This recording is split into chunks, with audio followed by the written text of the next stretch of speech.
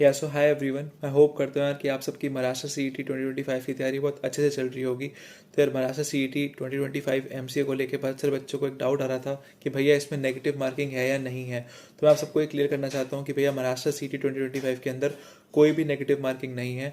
तो आपकी paper attempt करने की स्ट्रेटेजी ऐसी होनी चाहिए कि आप सीक्वेंस वाइज पेपर को सॉल्व करो एक सिस्टमैटिक अप्रोच के साथ में। कि भैया आपने क्वेश्चन 1 को पढ़ा, अगर आपको लगता है उसको पढ़ने के बाद कि अगर जैसे मैथ्स का क्वेश्चन है कि अगर आपको उसका फॉर्मूला आता है तो आप उस क्वेश्चन को अटेम्प्ट करो। अगर आपने वो लॉजिकल रीजनिंग का क्वेश्चन है, अगर आपको लगता है कि ऑप्शंस की हेल्प से सॉल्व करो तो उसको ऑप्शंस की हेल्प से सॉल्व करो। क्योंकि यार जो हमारा महाराष्ट्र सीईटी का पेपर है ये 90 मिनट में 100 क्वेश्चन करने का, उसमें हमारे को 90 मिनट में 100 क्वेश्चन नहीं करने होते हैं जैसा मैं हमेशा कहता हूँ।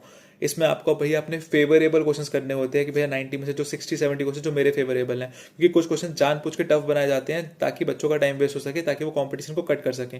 तो हमारे को टफ क्वेश्चंस को छोड़ते हुए अपने ईजी और फेवरेबल क्वेश्चंस को करते हुए चलना है। तो जब आप एक सिस्टमैटिक और अप्रोच से इस पेपर को सॉल्व करोगे, एक सीक्वेंस को फॉलो करोगे, तो ऐसा होगा कि जितने क्वेश्चंस आपको आते हैं जो आपके फेवरेबल हैं या जिन टॉपिक्स को आपने सिलेबस में से कवर कर रखा है, वो सारे क्वेश्चंस आप लास्ट तक जाते हैं सॉल्व कर लोगे। उसके बाद जो बचा हुआ टाइम होगा 10 से 15 मिनट का, उसमें मैं कहूँगा कि आप लोग तुक्के मार सकते हो या फिर दोबारा से ऑप्शंस की हेल्प से उन क्वेश्चंस को सॉल्व कर सकते हो। तो अगर ऐसी स्ट्रेटेजी को आप फॉलो करोगे तो आपका पेपर जो है वो टाइम से खत्म भी होगा और उसके बाद आपको तुक्के मारने का ऑप्शन भी मिलेगा। बहुत बार क्या होता है कि बच्चे पैनिक कर जाते हैं क्योंकि भैया पेपर जो होता है वो जंबल लाता है, उसमें किसी को पहले इजी क्वेश्चन भी आ सकता है, किसी को टफ क्वेश्चन भी आ सकता है।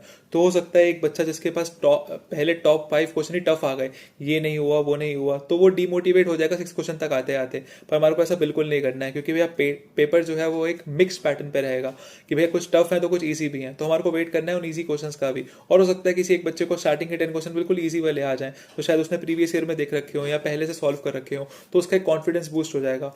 तो इस स्ट्रैटेजी को अगर हम लोग फॉलो करेंगे तो हम इस पेपर को बहुत अच्छे से अटेम्प्ट कर पाएंगे।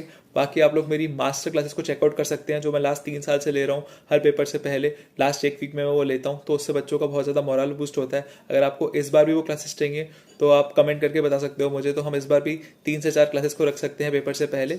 और इसके अलावा भी अगर आपको कोई भी डाउट हो महाराष्ट्र सीईटी से लेके, आप मेरे को भैया कमेंट सेक्शन में पूछ सकते हैं। All the very best everyone, अच्छे से पढ़ो और फोड़ कर आओ।